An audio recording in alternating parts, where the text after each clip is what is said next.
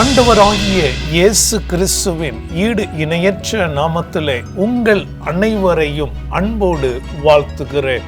சமாதானத்தின் தேவன் உங்கள் ஒவ்வொருவருக்கும் சமாதானத்தை அருளுவாராக. திருப்புமுனை நிகழ்ச்சியானது ஒவ்வொரு வாரமும் ஒவ்வொரு நபர்களை சந்திக்கிறோம். ஒரு சில வாரங்கள் ஒரே நபர்கள் அநேக வாரங்கள் தொடர்ந்து வந்து ஆண்டவர் அவர்கள் வாழ்விலே எவ்வளவு நல்லவராக இருந்தார், எவ்வளவு வல்லவராக இருந்தார் என்ற ஒரு அற்புதமான சாட்சி பகிர்தலே திருப்புமுனை நிகழ்ச்சியாக இருக்கிறது.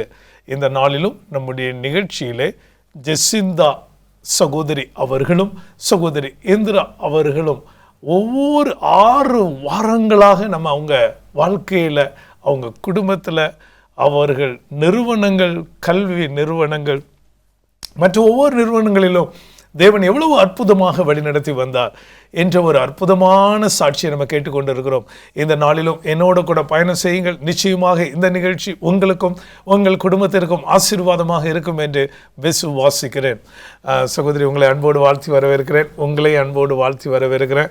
நீங்கள் 6 வாரங்கள் எங்கள் ஹோப் சேனல் குடும்பத்தோடு இருந்து இந்த பிள்ளைகளுக்கு நீங்கள் உங்கள் வாழ்க்கையில் நடந்த ஒரு அற்புதமான நிகழ்வை சொல்வது ஒரு பெரிய ஆசீர்வாதமாக இருக்கிறது. ஆண்டவர் நிச்சயமாக உங்களையும் உங்கள் குடும்பங்களையும் ஆசீர்வதிக்கட்டும். இந்த நாளில் உங்களுக்கு ஒரு வசனம், ஒரு வேத வாக்கியத்தை நீங்கள் சொல்லும்படியாக உங்களை அன்போடு கேட்டுக் கொடுக்கிறேன். அவர் உங்களை விசாரிக்கிறவரானபடியால் உங்கள் கவலைகள் எல்லாம் அவர் மேல் வைத்து விடுங்கள். அவர் உங்களை விசாரிக்கிறவரானபடினால கவலையெல்லாம் அவர் மீது வைத்து விடுங்க. அப்போ நம்ம எப்போவுமே ஆண்டவர் நம்மகிட்ட சொல்கிறாரு, உங்கள் கவலை, உங்கள் இது எல்லாத்தையும் நீங்கள் என்கிட்ட கொடுத்துருங்க அப்படிங்கிறாரு. அவர் நம்மளை விசாரிக்கிறவராக இருக்கிறார். இப்போ நீங்கள் உங்ககிட்ட கிட்டத்தட்ட ஆயிரக்கணக்கான பிள்ளைகள் இருக்கிறாங்க. அவங்களுக்கு என்ன கஷ்டம், என்ன துன்பம் அப்படின்னு நீங்கள் விசாரிக்கிறவங்களே உங்களுக்கு ஒரு டயர்டாயிரும். ஆனால் ஆண்டவர் இந்த அண்ட சராசரங்கள் உள்ள எல்லாரையும் நம்மளை பார்த்துக்கிட்டுறாரு.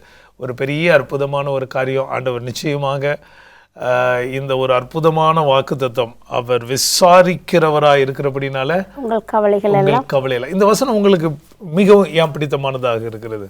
நான் இப்போ ஒவ்வொரு பேரண்ட்ஸ் சந்திப்போம். இப்போ ஒவ்வொரு பிள்ளைங்க இருக்கிறாங்க. அப்போ அங்கே சேர்ந்ததுக்கப்புறம் திடீர்னு அப்பா இறந்துருவாங்க, அம்மா இறந்துருவாங்க. அந்த பெற்றோருக்கு இப்போ நான் அந்த எக்ஸ்பீரியன்ஸில் இருந்ததுனால அவங்களுக்கு நான் வசனங்களை சொல்லி, எந்த மதமாக இருந்தாலும் பரவாயில்ல, இப்படி ஏசப்பா இருக்கிறாங்க உங்களுக்கு, நீங்கள் அவங்கக்கிட்ட ப்ரேயர் பண்ணுங்கள், நீங்கள் உங்கள் கடவுளை நினச்சிக்கோங்க, ஆனால் நாங்கள் கிறிஸ்டியனில் இதில் ப்ரேயர் பண்ணுவோம். அவங்களுக்கு எப்படி லைஃப்பில் வரணும், பிள்ளைங்க முன்னாடி அழக்கூடாதுன்னு சொல்லுவோம். அப்படி ஒவ்வொருத்தருக்கும் ஒவ்வொரு இதை பற்றி சொல்லி அதனால அந்த வசனத்தை எப்போதும் கஷ்டப்படுறவங்களுக்கு சொல்லுவீங்க. அப்போ நீங்கள் அதை சொல்லும்போது அவங்களுக்கு பரவாயில்லையே, இவங்களுக்கு இப்படி நடந்து இவங்க இன்னைக்கு நல்லா நமக்கெல்லாம் இது பண்ணுறாங்களே, அப்போ அவங்களுக்கு ஒரு நம்பிக்கை வரும். மிக ஒரு அற்புதமான ஒரு வசனம். அவர் விசாரிக்கிறவராக இருக்கிற அப்படின்னா நம்ம எல்லாருடைய வாழ்விலும் எந்த நிலைமையிலையும், இப்போ நீங்கள் சின்ன வயசில் இருந்திருப்பீங்க, இப்போ அப்பா கோயில் குட்டியாக இருந்திருக்கிறாங்க, இப்படி பல வேலை செஞ்சுருக்கிறாங்க, உங்கள் அப்பா பல வேலைகள் இருந்திருப்பாங்க. ஆனால் அந்த காலத்துலேயும் கஷ்டம் இருந்திருக்கும். அதே கஷ்டம் இன்றைக்கும் இருக்கதா செய்யுது. அதாவது அன்னைக்கு ஒரே ஒரு கஷ்டம் தான். என்ன கஷ்டம்? பண கஷ்டமாக தான் இருந்திருக்கும். ஆனால் இன்றைக்கி அப்படி கிடையாது. இன்றைக்கி நிறைய காரியம் இருக்கும். ஆனால் எல்லா காலகட்டத்திலையும் அந்த விசாரிக்கிற ஒரு தேவன் இருக்கிற அவர் தான் நம்மளை என்ன பண்ண முடியும், நம்மளை பாதுகாக்க முடியும். மிக ஒரு அற்புதமான ஒரு வாக்குத்தத்தம். இந்த நாளில் நீங்கள் நடத்தக்கூடிய நிறுவனங்களாக இருக்கலாம், உங்கள் குடும்பமாக இருக்கலாம், இந்த நாளில் நீங்கள் உங்கள் லைஃப்பில் நீங்கள் திரும்பி பார்க்குறீங்க, நாங்கள் என்றைக்கும் நினச்சி பார்க்குறோம், என் சரீரெல்லாம் அப்படி ஒரு மாதிரி இருக்குது, கடவுள் என் கூட எப்படி இருந்தார் அப்படிங்கிற ஒரு நிகழ்வு என்ன உங்கள் வாழ்க்கையில்? எனக்கு அப்படின்னு நான் நினச்சா ஸ்டூடெண்ட்ஸை மட்டும்தான் நான் எடுத்து சொல்ல முடியும். என்னோட பிள்ளைங்க லைஃப்லையும் சின்ன சின்ன பிரச்சனைகள் வந்திருக்குது. எங்கள் பிள்ளைங்க ட்வின்ஸு சின்ன குழந்தையா இருக்கும்போது திடீர்னு அவங்களுக்கு ஒருத்தைய மடியில் வச்சிட்டு இருந்தேன். இப்படி வச்சுக்கிட்டே இருக்கும்போது பார்க்குறேன், 2 கண்ணும் அந்த கருப்பு மொழி மேலே போயிடுச்சு. 1 வயசு கூட ஆகலை. அப்போ நான் பதறேன், கத்துறேன், ஐயோ அப்படின்னு. அப்புறம் பார்த்தா டாக்டர்கிட்ட கூட்டிகிட்டு போனால் ஜன்னி வந்திருக்கு. அதே மாதிரி அடுத்தவளுக்கு வந்துச்சு. ஏன்னா சின்னதில் எனக்கு ஜன்னி வந்துட்டு இருந்துச்சு. அதே இது ட்வின்ஸ் 2 பேருக்கும் வந்திருக்கு. உடனே 2 பேரையும் டாக்டர்கிட்ட கூட்டிகிட்டு போய் அப்போ டாக்டர் சொன்னாங்க, நீங்கள் 6 வருஷம் இந்த பிள்ளைங்களுக்கு திரும்ப வராமல் இதை பார்த்துக்கிறணும், 6 வருஷம் பார்த்துக்கிறணும், வராமல் பார்த்துக்கிறணும் அப்படின்னு சொல்லிட்டு. அதனால் லேசாக காய்ச்சல் வந்தால் கூட ரொம்ப பதறுவேன். இவளெல்லாம் உண்டு இல்லைன்னு ஆக்கிடுவேன், பதட்டம் ஆயிரும். அது டாக்டர்ஸ் சொன்ன மருந்தெல்லாம் உடனே தூங்காமல் முழிச்சிருந்து நைட்டு வந்துடக்கூடாது அப்படி இப்படின்னு 6 வருஷம் பார்த்துட்டேன் பிள்ளைங்கள. 6 வருஷம் அந்த ஒரு தடவை வந்ததோட சரி. அப்புறம் டாக்டர்கிட்ட கூட்டிகிட்டு போகணும், நல்லா பார்த்துக்கிட்டீங்க, அதனால இனி பிள்ளைங்களுக்கு வர்றதுக்கு வாய்ப்பே இல்லை அப்படின்னு சொல்லிட்டு. அந்த நேரம் நம்மளுக்கு பதட்டம் வரும். அதுக்கப்புறம் நம்ம கடவுளை தான் நோக்கி, கடவுளே இது என்ன அப்படின்றது தான் தோணும். அப்போ அதுக்கப்புறம் அந்த பிள்ளைங்களுக்கு அந்த ஜன்னின்றதே இல்லை, அவங்களுக்கே தெரியாது. அந்த ஒரு வயசுல வந்தது தான். அப்படி கடவுள் வழி நடத்திட்டு வந்தாரு. அவங்கள நம்ம ஜெபத்தோட அவங்கள கொண்டுட்டு போயிட்டு இருக்கிறோம். இங்கே பிள்ளைங்களை நம்ம ஸ்டூடெண்ட்ஸை யோசிக்கும் போது, இப்போ கூட ரீசெண்டாக ஒரு ஸ்டூடெண்ட்டு நல்லா படிக்கிற பிள்ளை தான், நல்லா தான் படிச்சுட்டு இருந்தா. ஆனால் என்னன்னு தெரியும், நல்லா ஜெபம் பண்ணுற பிள்ளைங்க. நம்மக்கிட்ட நிறைய பிள்ளைங்க, நிறைய ஜெபம் பண்ணுற பிள்ளைங்க இருக்கிறாங்க. ஆமாம், நம்மக்கிட்ட வந்தே எங்களுக்காக ஜெபம் பண்ணுங்க அப்படின்னு வந்து நம்மளை ரிக்வெஸ்ட் பண்ணி ஜெபம் பண்ணுற பிள்ளைங்களும் இருக்கிறாங்க. அதில் இந்த பிள்ளை நல்ல ஜெபம் பண்ணுற பிள்ளை, கிறிஸ்தவ பிள்ளை தான்.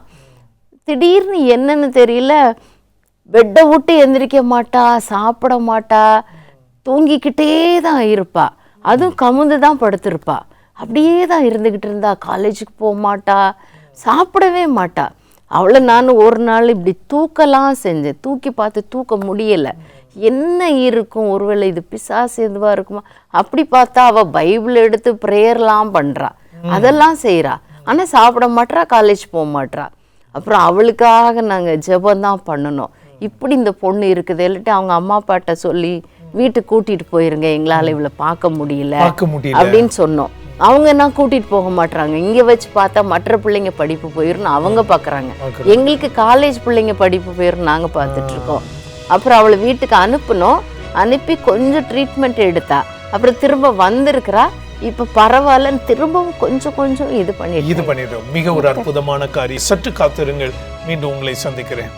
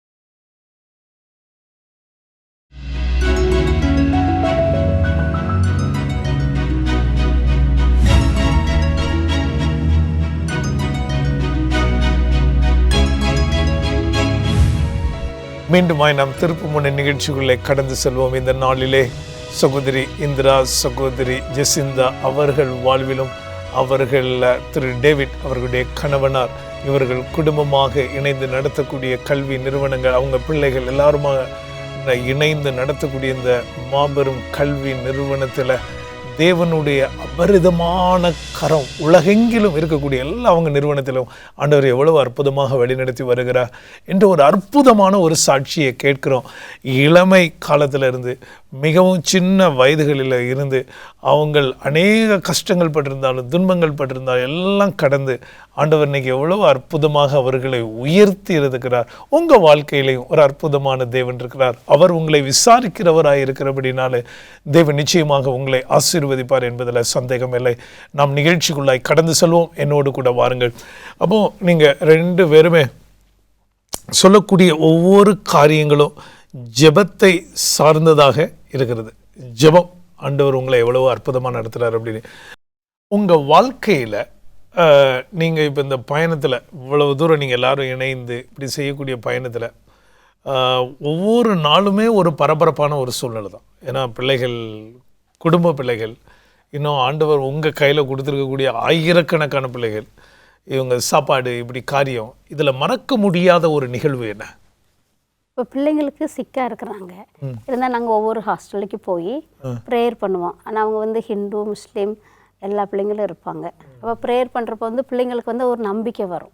அவங்ககிட்ட சொல்லிடுவோம், நம்ம வந்து இப்போ நீங்கள் ஜீசஸை தான் இது பண்ணுங்க, நீங்கள் யாரை நினைக்கிறீங்களோ அவங்க மனசில் வச்சுக்கோங்க, நாங்கள் ப்ரேயர் பண்ணுறோம் அப்படி சொல்லிட்டு ப்ரேயர் பண்ணுவோம். அதில் வந்து இப்போது அக்டோபர் மாதம் எங்களுக்கு ஃபைனான்ஸ் ஆஃபீஸர் ஒரு பொண்ணு இருக்கிறா, மீனான்னு சொல்லிட்டு, அந்த அந்த சகோதரிக்கு வந்து என்னென்னா, இப்போ டாக்டர் என்ன சொன்னாங்கன்னா, உனக்கு டிபி இருக்குது, நிறைய இருமல், சளி எல்லாம் இருந்தது, அவளால் நடக்க முடியலை, ஒன்றும் செய்ய முடியலை. அப்போ நான் என்ன சொன்னேன், நம்ம ப்ரேயர் பண்ணுவோம், கொஞ்சம் சூப்பு இதெல்லாம் நம்மளுக்கு தெரிஞ்சதை வச்சு கொடுத்தோம். அதை இது பண்ணால் அப்புறம் அவளுக்கு வந்து கடவுள், அவள் பிராமின் இது தான், ஹிந்து தான். அப்புறம் போய் ப்ரேயர் பண்ணிவிட்டு கடவுள் நமக்கு சித்தம் இருந்தால் அவளுக்கு வந்து சுகத்தை தாங்க அப்படின்னு சொல்லி, அப்புறம் அங்கே அவள் டெஸ்ட் எடுத்தால் இருந்தாலும் அவளுக்கு வலி தாங்க முடியலை. அப்படி பார்த்தா என்னதுன்னா, அவளுக்கு இப்போ ஊருக்கு போக வேண்டிய சூழ்நிலை வந்துருச்சு. அது மாதிரி அவள் ஒரு சிக்காக இருக்கிற ஒரு சகோதரி. அதே மாதிரி இன்னொரு முஸ்லீம் பையன் ஸ்டூடெண்ட்டு, அவன் செகண்ட் இயர் மெடிசன் பண்ணிக்கிட்டு இருக்கிறான். அவனுக்கு அதை மாதிரி என்னென்னா, அவனுக்கு லங்கை செக் பண்ணதில் ஹார்ட்டில் ப்ராப்ளம் இருக்குதுன்னு சொல்லிட்டாங்க டாக்டர்ஸு. அவனுக்கு அப்போது அவனையே என்னச்சுன்னா 2 பேரையும் ஊருக்கு அனுப்பணும், போகலைன்னா அவங்களுக்கு ரொம்ப ஆபத்துன்னு சொல்லியிருக்கிறாங்க. அப்போது இங்கே டீன்ட்ட லீவ் எடுக்கணும், ஒரு 4 நாள் 5 நாள் டைம் எடுத்துச்சு. இன்னும் எக்ஸாம் போய்கிட்டு இருக்கனால அந்த தம்பி வந்து, அந்த பையன் வந்து அதை முடிச்சுட்டு போகிறேன்னு சொல்லி, கல்கத்தாவில் உள்ள ஸ்டூடெண்ட்டு. அப்போ அவன்கிட்ட என்ன சொன்னேன், நீ நம்ம ப்ரேயர் பண்ணுவோமா, உனக்கு ஒன்றும் செய்யாதுன்னு போய் ஃபாஸ்டிங் போட்டு அவனுக்கு, ஆமாம் ஃபாஸ்டிங் போட்டு போய் அன்னைக்கு ஃபுல்லாக அழுது ஜோம்னா அவனுக்கு அதில் ஒரு சந்தோஷம் வந்துச்சு. அதுலேருந்து அவன் எனக்காண்டி பிரார்த்தனை பண்ணுங்கன்னா. அப்புறம் நான் சொன்னேன், நீ இது வந்து என்னன்னு தெரியல, ஹார்ட்டில் பிரச்சனை இருக்குது, படிப்பு நீ எப்போ வேணாலும் வந்து படிச்சுக்கலாம், போய்க்கலாம், 1 வருஷம் உனக்கு வேஸ்ட் ஆனாலும். ஆனால் அவனுக்கு வந்து அவன் வீட்டில் அவன் தான் மூத்த பையன், அவனுக்கு கீழே 5 பசங்க இருக்காங்க, சின்ன சின்ன பிள்ளைங்க இருக்கிறாங்க. அதனால எனக்கு ஒரு 6 மாதம் போச்சுன்னா எனக்கு ஹாஸ்டல் ஃபீஸு போயிடும், அப்புறம் இந்த ஃபீஸ் எல்லாம் போயிருமே, எனக்கு டைம் வேஸ்ட் ஆயிருமே மேம், எனக்கு லீவு இதாக. நான் சொன்னேன், நீ அதை நீ நினைக்காத, நீ ஃபஸ்ட்டு போய் உன்னுடைய உடம்பை பாருமா, பார்த்துட்டு அதுக்கப்புறம்னா அதுக்கூடிய என்னது செலவாகுதோ நாங்கள் கூட உனக்கு ஹெல்ப் பண்ணுறோம் அப்படின்னு சொன்னதுக்கப்புறம் அவங்க 2 பேருமே சிக்கு. இவனுக்கு அவங்கள பார்த்துக்கணும், அவங்களுக்கு 2 பேருக்குமே ஒருத்தர் பார்த்துக்க முடியாத சூழ்நிலை. பேசவும் கூடாதுன்னு டாக்டர் சொல்லிட்டாரு. அவங்க எங்கேருந்து வந்திருக்கிறாங்க? ஒருத்தர் வந்து சென்னையிலேருந்து, மீனாங்கிற சகோதரி வந்து சென்னையில் உள்ள பொண்ணு, அது நம்ம 40க்கு அபோவ் 40 இருக்கும் அவங்களுக்கு. அந்த தம்பி வந்து அவனுக்கு ஒரு 21 வயசு அவ்வளோதான் இருக்கும். அவன் இது ஹிந்தி. அவங்க சித்தப்பா வந்து பூனேல இருக்கிறாங்க. அவங்க என்ன சொல்கிறாங்க, மேம் நீங்கள் எப்படியாவது தம்பியை வந்து இங்கே சென்னைக்கு வரைக்கும் கூட்டிகிட்டு வந்து யாராவது தனியாக அனுப்பாதீங்க, ஏன்னா அவனுக்கு ஹார்ட்டில் பிரச்சனை இருக்கிறனால நாங்கள் பயந்தோம். அப்புறம் இவளுக்கும் முடியாது. ஆனால் என்னச்சுன்னா 2 பேர்ட்டையும் ப்ரேயர் பண்ணி திரும்பவும் போய் ப்ரேயர் பண்ணிவிட்டு சொன்னேன், நீங்கள் இன்றைக்கி 2 பேருமே போங்க, ட்ராவல் பண்ணுங்கன்னு. 2 பேருக்கும் உடனே டிக்கெட்டு கிடைக்கல. அந்த டிக்கெட்டுக்கு அரேஞ்ச் பண்ணி உடனே புக் பண்ணி அடுத்த நாளே ஏர்போர்ட்டில் கொண்டு போய் அவங்களுக்கு என்ன சாப்பாடு வேணுமோ எல்லாம் கொடுத்து அனுப்பி விட்டுருக்குறோம். அன்னைக்கு தான் வந்து அவன் இங்கே சென்னைக்கு வந்துட்டான். ஏன்னா இவங்க கூட ஒரு அம்மா ஸ்தானத்தில் இருக்கிறான்னு சொல்லிட்டு மீனா சகோதரி கூட அந்த பையனை அனுப்பி வச்சோம். இங்கே வந்து அப்புறம் அவங்க மாமாவும் புனேலேருந்து இங்கே சென்னைக்கு வந்துட்டாங்க ஏர்போர்ட்டுக்கு. வந்துட்டு அந்த பையனை கூட்டிகிட்டு அடுத்த நாள் அவங்க கல்கத்தா கூட்டிகிட்டு போகிறாங்க. போய் டாக்டர் சொன்னாங்களாம், இது வந்து ரொம்ப மிராக்கிளாக இருக்குது, அற்புதமாக இருக்குது, அவன் கொஞ்சம் வேகமாக நடந்திருந்தால் கூட அவனுக்கு வந்து லங்ஸ்லேயும் பிரச்சனை இருந்திருக்குது, கொஞ்சம் வேகமாக நடந்திருந்தா கூட உயிருக்கு ஆபத்து அப்படின்னு சொல்லிட்டு சொல்லியிருக்கிறாங்க. அப்போது அந்த அவங்க சித்தப்பா கூப்பிட்டு சொன்னாங்க, மேம் நீங்கள் வந்து உங்கள் கடவுளை நம்பி நீங்கள் ஜெபம் பண்ணி அனுப்புனீங்க. இது வந்து சொன்னாங்க டாக்டர் வந்து இது ஒரு அற்புதம் அவன் சொல்லியிருக்கிறான். மேம் வந்து கடைசி ஏர்போர்ட்டில் வர்ற வரைக்கும் ஜெபம் பண்ணி எப்படி எப்படி இருக்கணும்னு அட்வைஸ் பண்ணி இது பண்ணி அனுப்புனாங்க அப்படின்னு. அது மாதிரி அந்த பொண்ணு அவன் நல்லா பார்த்துக்கிட்டாப்புல. அது மாதிரி அவனுக்கும் அங்கே போன உடனே அடுத்த நாள் 24 ஹவர்ஸ் தான் டைமே கொடுத்துட்டாங்க. ஆனால் அப்பவும் எல்லாரும் சேர்ந்து காலேஜில் ப்ரேயர் பண்ணோம். அக்காட்டி நான் சொல்லியிருந்தேன் இவனுக்காண்டி ஜெபம் பண்ணுங்க, முஸ்லீம் பையன்தான். உடனே எல்லாரும் ஜெபம் பண்ணோம். அவனுக்கு அந்த அவங்கள எல்லாரும் ஆச்சரியப்படுற அளவுக்கு அவனுடைய ஆப்ரேஷன் சக்ஸஸ் முடிஞ்சது. அப்புறம் அதே மாதிரி இந்த பொண்ணுக்கும் அடுத்த நாள் போயிருக்கிறா. என்ன சொன்னாங்க, முதுகு பின்னாடி ஃபுல்லாகவே கருப்பாயிருச்சுன்னு சொல்லிட்டாங்க. அது என்னன்னு தெரில, ஏதோ எலும்பெல்லாம் சின்ன சின்னதாக நொறுங்கி போயிருக்குது அப்படின்னு சொல்லி அவளுக்கும் ப்ரேயர் பண்ணி அவளுக்கு சாப்பிட முடியல, ஒன்றும் செய்யல, வாமிட்டுக்கு மேலே வாமிட் பண்ணிக்கிட்டு இருக்கிறா. அப்போ நம்ம ப்ரேயர் பண்ண அவளுக்கு கொஞ்சம் கொஞ்சமாக கம்மியாகி அவளுக்கும் ஆப்ரேஷன் நல்லபடியாக முடிஞ்சு இப்போ இன்றைக்கி அவளும் நல்லா இருக்கிறாப்புல 2 பேருமே. இப்போ பையன் பையன் வந்து இப்போ வந்து ஒரு செமஸ்டர் முடிஞ்சு இப்போ அடுத்த செமஸ்டருக்கு வாரான். இப்போ பிப்ரவரியில் இப்போ வந்துடுவேன் மேம், எனக்கு கொஞ்சம் டைம் வாங்கி கொடுங்க, டீன்கிட்ட பேசி எனக்கு அடுத்த செமஸ்டருக்காவது போகிறதுக்கு டைம் வாங்கி கொடுங்க நம்ம பேசிக்கிட்டு இருக்கிறாங்க. அது மாதிரி நிறைய பேருக்கு பசங்களுக்கு என்னது இருக்குதோ போன உடனே ப்ரேயர் தான் பண்ணுவேன். அது யாராக எந்த மதமாக இருந்தாலும் யாராக இருந்தாலும் பரவாயில்ல, அவங்க விசுவாசிக்கிறாங்க. பிள்ளைங்களே சொல்லுவாங்க, நீங்கள் ஜெபம் பண்ணுங்க, எங்கிட்ட நீங்கள் பேசினாலே எங்களுக்கு கொஞ்சம் அன்பு கிடைக்கிது அப்படின்னு சொல்லிட்டு சொல்லுவாங்க. அது மாதிரி அங்கே உள்ள வார்டனும் நல்ல அன்பாக இருப்பாங்க. பிலிப்பினோஸ் வார்டனும் 24 ஹவர்ஸ் இருப்பாங்க. நம்ம ஸ்டாஃபும் இருப்பாங்க. மற்றபடி அங்கே உள்ள ஸ்டாஃப் வந்து 24 ஹவர்ஸும் பிள்ளைங்கள் கூட இருப்பாங்க. பரவாயில்ல, ரொம்ப ஒரு அற்புதமான காரியம். அதாவது நீங்கள் சொன்ன ஒரு காரியம் என்னென்னா, அந்த பிள்ளைகளுக்கு நீங்கள் ஒரு உலக கல்வியை மாத்திரம் கொடுக்கல, நீங்கள் ஆவிக்குரிய கல்வியையும் கொடுக்குறீங்க. இப்போ எவ்வளோ பெரிய மனிதர்களாக இருந்தாலும் ஒரு நெருக்கத்தில் இருக்கும்போது ஒரு ப்ரேயர் பண்ணுங்கள், இப்படி பண்ணுங்கள் அப்படின்னு சொல்லுவாங்க. அப்போ வந்து இது ஒரு பெரிய ஒரு ஆசீர்வாதமான ஒரு காரியம். அதனால் கடவுள் நிச்சயமாக உங்களுடைய பணி இது ஒரு சாதாரண பணி அல்ல, ஒரு உன்னதமான ஒரு பணி. அதுவும் நீங்கள் ஒரு பாஸ்டர் மாதிரி உடனே போய் அவங்களுக்கு ஒரு ஜெபம் பண்ணுறீங்க.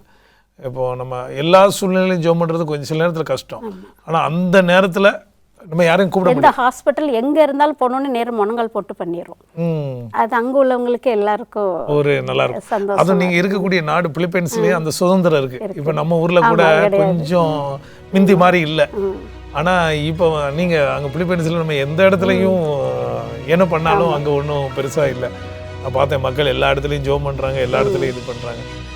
அந்த வாய்ப்பை நீங்கள் பயன்படுத்திக்கிட்டு கடவுள் உங்களோடு கூட இருக்கட்டும். கிறிஸ்துவுக்குள் பிரியமான தேவனுடைய பிள்ளைகளை சற்று காத்திருங்கள். தேவன் நிச்சயமாக உங்கள் வாழ்க்கையில் இந்த அற்புதத்தை செய்வார். காத்திருங்கள். சந்திக்கிறேன்.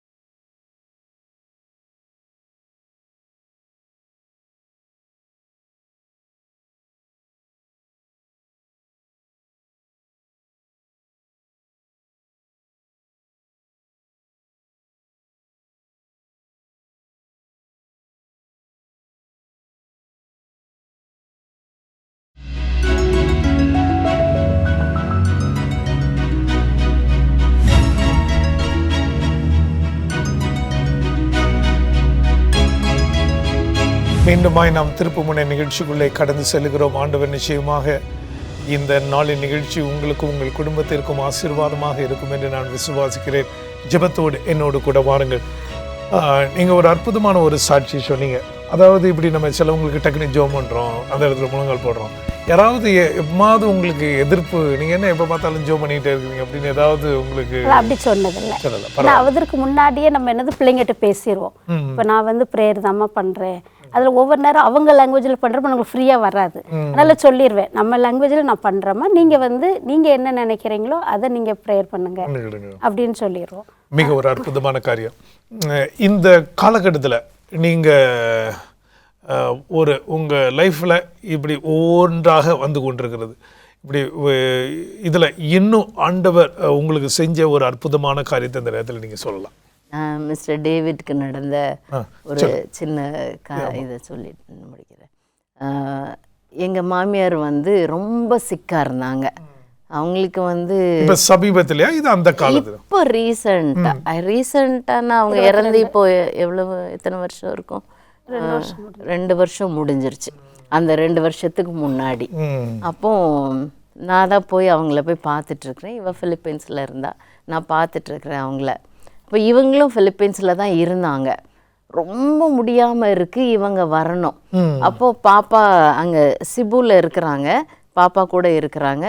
அப்போது பாட்டிக்கு ரொம்ப சிக்காக இருக்குதுடா, நீயும் அப்பாவும் வந்துருங்க, எப்போ என்ன நடக்கும்னு தெரியாது அப்படின்னா அவள் சொல்கிறா, என்னன்னு தெரியலம்மா, அப்பாவுக்கு ஏதோ நெஞ்சுவலி மாதிரி இருக்குது, அப்பா வர முடியுமா என்னன்னு தெரியல, பாட்டி ரொம்ப சிக்காக இருக்கிறாங்க அப்படின்றது அப்பாவுக்கு தெரிஞ்சால் இன்னும் சிக்காயிருவாங்க அப்படின்னு சொல்லி அவள் பயப்படுறா. அப்போ இப்படி சிக்குன்னு அவள்கிட்ட சொல்லலை. அப்புறம் 2 நாளையில் கொஞ்சம் எங்கள் மாமியார் இறந்துடுறாங்க. இறந்ததையும் சொல்லலை, அவ சொல்லாமே வச்சுட்டு பயந்துட்டே இருக்கிறா. அப்போ இவங்க வருவாங்கன்னு வச்சுட்டே இருக்கிறோம். அப்புறம் வேற வழி இல்லை, சொல்லிட்டு கூட்டிட்டு வந்துட்டா. அப்போ இவங்க வந்துட்டு மன தைரியம் வேணும். ஆமா, வந்துட்டு சொல்லி அவங்க முன்னாடி வந்த உடனே உளுந்து அழுறாங்க. அப்படியே உட்காந்து ஏங்கி அழுறாங்க. அவங்களோட சிக்னஸை வெளியே காட்டாமே அழுதுட்டு இருக்காங்க. அடக்க ஆராதனை எல்லாம் முடிஞ்சதுக்கப்புறம் இவங்க படுத்துட்டு அவங்களுக்கு ஒரு நர்ஸை வச்சு டாக்டர்லாம் கூப்பிட்டு ட்ரீட்மெண்ட் எல்லாம் எடுத்துக்கிட்டு இருக்கிறோம். அப்புறம் போய் ஸ்கேன் எல்லாம் எடுத்து பார்த்துட்டு வந்தப்போ கால் பிளாடரில் பிரச்சனை இருந்திருக்கு. அந்த இதை தெரியாமல் நெஞ்சு வலின்னு அங்கே இருந்ததுனால அவங்க சரியா அங்கே ட்ரீட்மெண்ட் பார்த்துருக்குறாங்க, ஆனால் இது பண்ணாமல் அப்படியே வச்சுட்டாங்க. அப்போது கால் பிளாடர் பிரச்சனைனே அதுக்குரிய ட்ரீட்மெண்ட் எடுத்துட்ருக்காங்க. அப்போது ஒரு நாள் ஒரு நர்ஸை வச்சு பார்த்துட்ருக்குறாங்க. வயிறு கொஞ்சம் அப்படியே ஊதிட்டே இருந்துச்சு. அப்போது திடீர்னு நைட்டு என் பையன் வந்து ரூமில் கதவை 12 o'clock தட்டுறான். அவன் பக்கத்து ரூமில் இவங்க இருக்கிறாங்க, நர்ஸு கூட. நான் அப்போ தான் படுப்போன்னு வந்து படுத்தேன். தட்டிட்டு அப்பாவுக்கு நெஞ்சு வலின்னா, நான் தூக்கத்தில் நெஞ்சு வலின்னா ஹார்ட் அட்டாக் வந்துருச்சோ அப்படின்னு பதறி எந்திரிச்சு ஓடுறேன். அவங்க அந்த நர்ஸு சின்னதாக தான் இருப்பா, இவங்களை இப்படி பிடிச்சிட்ருக்குறா. என்ன ஆச்சு அப்படின்னு நானும் பதறேன். உடனே நானும் அடுத்த கையை பிடிச்சிட்டு இப்போ ஹாஸ்பிட்டல் கொண்டுட்டு போகணும். அங்கே வண்டி ஓட்டுற மாதிரி யாருமே இல்லை அந்த நேரத்தில். ஆமாம், வண்டி ஓட்டுற மாதிரி என் பையன் தான் இருக்கான். அவங்க கூட நிறைய பேர் இருப்பாங்க. இல்லை, நைட்டு 1 மணி ஆயிடுச்சு. 1 மணி ஆயிடுச்சு. அப்போ என் பையன் மட்டும்தான் இருக்கான். அவனுக்கு திருநெல்வேலியே தெரியாது. அப்போ வேற என்ன, பரவாயில்ல மேப்பு போட்டால் அது போயிடலாம் அப்படின்னு சொல்லிட்டு அவங்கள எப்படியோ கொண்டுட்டு போய் அவங்க கத்திக்கிட்டே வர்றாங்க. ஐயோ அம்மான்னு கத்திக்கிட்டு இருக்கிறாங்க. எப்படியோ அவன் காரை கொண்டு வந்தான், காரில் உட்கார வச்சு ஃபாஸ்ட்டாக ஓட்டினான். அவன் ஓட்ட இவங்க கத்துறாங்க. அவன் அழுதுகிட்டே ஓட்டுறான் வண்டி. பக்கத்தில் பாப்பா இருந்தால் அவள் வழி சொல்லிக்கிட்டே வர்றா, இவன் அழுதுகிட்டே வண்டி ஓட்டுறான். இவங்க கத்துறாங்க. நான் பக்கத்தில் உட்காந்துட்டு அவள் சொல்கிறா, அப்பாவை தட்டி விட்டுட்டே வாங்க. திடீர்னு அமைதி ஆயிடுறாங்க. உடனே அவள், அப்பாவை தட்டி விடுங்கம்மா, தட்டி விடுங்க. அற்புதமான ஒரு சாட்சி. நம்ம தொடர்ந்து அடுத்த நிகழ்ச்சியில் இதை கேட்போம். வாழ்க்கையில் நம்ம எவ்வளவோ காரியங்களை செய்து கொண்டிருக்கும் போது இப்படி நம்ம தனிப்பட்ட வாழ்க்கையில் வரும்போது அந்த நேரத்தில் நமக்கு ஒரு பெரிய பதட்டம். ஆனால் நீங்கள் சொன்ன வசனம் போல் அவர் விசாரிக்கிறவராக இருக்கிறபடினால அந்த ஆண்டவர் நம்மளோடு கூட இருப்பார். நம்ம ஒரு ப்ரேயர் பண்ணுவோம். எங்கள் அன்புள்ள ஆண்டவரே, இந்த நாளிலே உம்முடைய பிள்ளைகள் வாழ்விலே நீங்கள் செய்த அற்புதங்களை நாங்கள் பேசினோம்ப்பா. அப்போ அற்புதங்களை பேசணும் ஆண்டவரே. நன்றி ஆண்டவரே, நன்றி ஆண்டவரே. சகோதரிகளுக்காக ஜெபிக்கிறேன். அவங்களுக்கு நல்ல சுகம் கொடுங்க, பலன் கொடுங்க, உடல் ஆரோக்கியம் கொடுங்க. உடைய கிருபை சமாதானம் கூட இருக்கட்டும் ஆண்டவரே. இந்த நிகழ்ச்சி கேட்டுக்கொண்டிருக்கூடிய ஒவ்வொரு பிள்ளைகளுக்காக ஜெபிக்கிறேன்ப்பா. உலகத்தில் எந்த பாகத்தில் இருந்தாலும், எந்த சூழ்நிலையில் இருந்தாலும், எந்த நெருக்கத்தில் இருந்தாலும் நீரே ஒவ்வொருவருக்கும் விடுதலை கொடுக்கும்படியாக கெஞ்சுகிறோம். விடுதலையின் நாயகர் தாமே ஒவ்வொரு பிள்ளைகளுக்கும் விடுதலையை கொடுங்கள் ஆண்டவரே. சமாதானத்தை கொடுங்கள் ஆண்டவரே. வேலை இல்லாத பிள்ளைகளுக்காக ஜெபிக்கிறோம் ஆண்டவரே. இன்னும் பொருளாதார நெருக்கடியில் இருக்கக்கூடிய பிள்ளைகளுக்காக ஜெபிக்கிறேன். கணவன் மனைவி உறவு பாதிக்கப்பட்ட பிள்ளைகளுக்காக ஜெபிக்கிறேன் ஆண்டவரே. எதிர்காலம் என்ன செய்யணுமோ நீ இயங்கிக் கொண்டிருக்கக்கூடிய ஒரு பிள்ளைகளுக்காக ஜெபிக்கிறோம். எங்கள் எல்லாரையும் பாதுகாத்துக்கொள்ளுங்க, எல்லாரையும் பாதுகாத்துக்கொள்ளுங்க. கர்த்தர் மேல் உன் பாரத்தை வைத்து விடு, அவர் உன்னை ஆதரிப்பார், நீதிமானை கைவிடார் என்று சொன்னது போல அன்பு ஆண்டவர் அவர்களை தாங்க, ஏந்துங்க, வழி நடத்துங்க, ஆசீர்வதிங்க. இயேசுவே ஆசீர்வதிங்க, இயேசுவே ஆசீர்வதிங்கள் ஆண்டவரே. எல்லா காரியங்களையும் உங்கள் கையில் ஒப்பு கொடுக்கிறோம் ஆண்டவரே. உன்னதமானவரின் மறைவில் இருக்கிறவன் சர்வ வல்லூருடைய நிலையில் தங்குவான் என்று சொன்னது போல நீரே ஒவ்வொருவரையும் தாங்க முடியாது. இயேசுவின் நாமத்தில் எழுப்பிதாவே. ஆமேன், ஆமேன். இந்த நாளில் நீங்கள் நேரம் எடுத்து வந்து அற்புதமாக உங்கள் வாழ்க்கையிலே குடும்பத்திலே நடந்த நிகழ்வு சொன்னதுக்கு மிக்க நன்றி. கிறிஸ்துவுக்கள் பிரியமான தேவனுடைய பிள்ளைகளை, நாங்கள் உங்களுக்காக ஜெபம் பண்ணுறோம். நீங்கள் எங்களுக்காக ஜெபிக்கும்படியாக உங்களை அன்போடு கேட்டுக்கொள்கிறேன். இந்த தொலைபேசி, எங்கள் ஹோப் சேனல் தொலைபேசியிலே நீங்கள் அழைக்கும்படியாக உங்களை அன்போடு கேட்டுக்கொள்கிறேன். எங்கள் ஆவிக்குரிய புஸ்தகம் வேண்டும் என்றால் நீங்கள் எங்களோடு தொடர்பு கொள்ளும்படியாக உங்களை அன்போடு கேட்டுக்கொள்கிறேன். ஹோப் சேனல் குடும்பத்துக்காக ஜெபம் பண்ணுங்கள். 24 மணி நேரமும் வாரத்தில் 7 நாட்களும் 365 நாட்களும் ஆண்டவருடைய அன்பை இந்த உலகத்துக்கு பறைசாற்றி கொண்டு வருகிறோம். மாரநாதா, இயேசுவே சீக்கிரம் வாங்க. ஆமேன், ஆமேன்.